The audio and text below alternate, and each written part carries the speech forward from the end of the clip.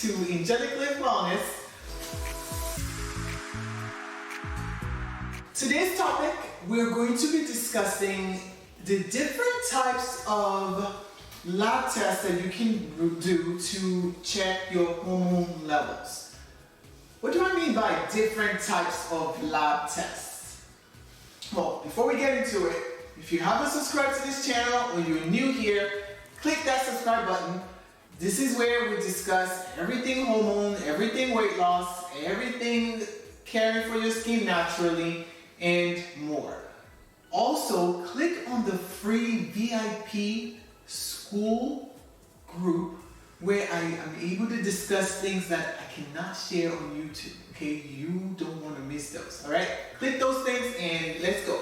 So there are different ways of checking hormone levels, and we are going to talk today about why would you pick one over the other.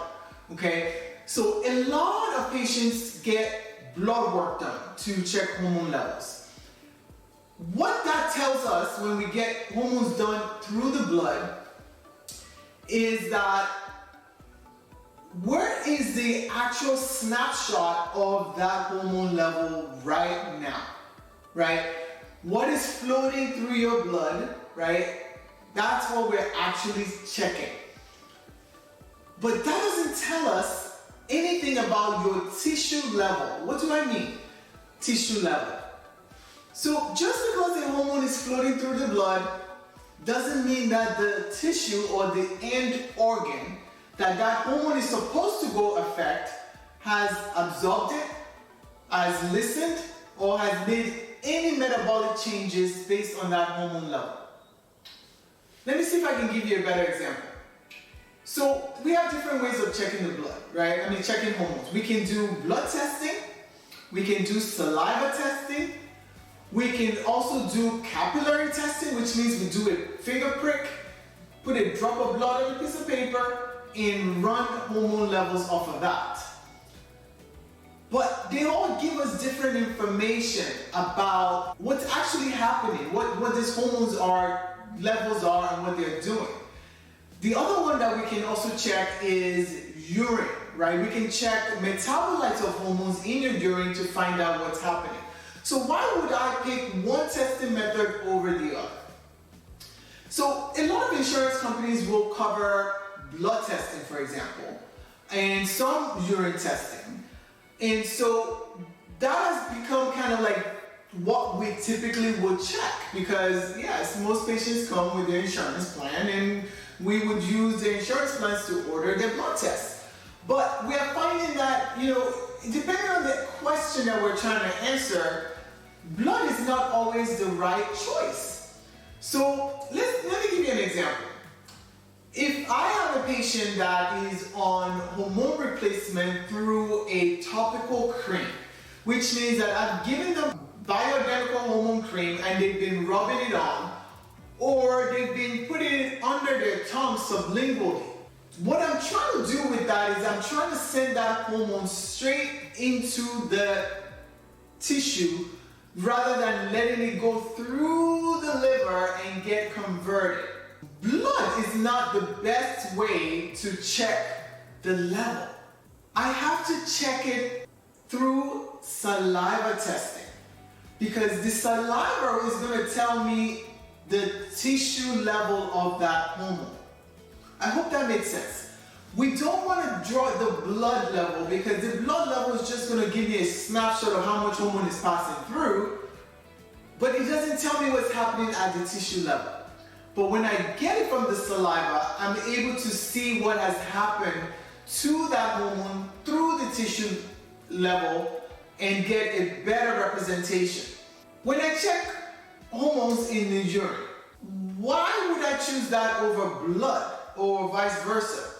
Well, when hormones pass through our body, they are metabolized different ways, right? When they pass through the liver, then they go through the kidneys, and there's certain metabolites or things that the byproducts, the afterwards product, right, that are supposed to come out through our urine as waste. Well, that waste, we know what they should be. And so we can collect them in, say, a 24-hour period, and that would give us an idea of what your body is doing to the hormones that we're giving you. Is it converting it to the right metabolites? Is it making this metabolite more often than it's making this one? And some of this metabolite gives us an idea whether, this person is processing their hormones right or they're processing it wrong. Or maybe they are processing it to where they are having increased risk for certain type of cancers versus they're processing it to where they are metabolizing it to where they're reducing their risk of certain types of cancers. So this type of questions is what helps us determine what method should we use to test for your hormones. So if I'm saying that, no, I don't want to check that one in the blood, I want to check it in the saliva, and your insurance company is telling me, no, I'm not going to pay for saliva testing, then it limits what I can do to get the answer that I'm looking for. So then we start discussing, well, the patient might have to pay out of pocket so we can get these answers. Or we might say, well, maybe we don't use the topical method if the insurance is not going to pay for me to test it the right way, right? So I would rather use a method that is more, susceptible, or I should say, I'll get the result better from blood testing. So for example, if I did a pellet to a patient, I'm okay drawing their blood test result to get the answer of how is their level after the treatment. So I hope that makes sense. These are some of the intricacies of hormone replacement therapy that if your doctor is giving you one type of hormone but not checking the right method to now check the levels, they could underdose you, they could overdose you, and that might be the reason why you might be on hormone replacement and still not feeling better. So we see this a lot in this field because a lot of times we're trying to save the patient money and using the method that we feel that the insurance is going to cover, but it might not be the best way to actually get the answer for what we are looking for.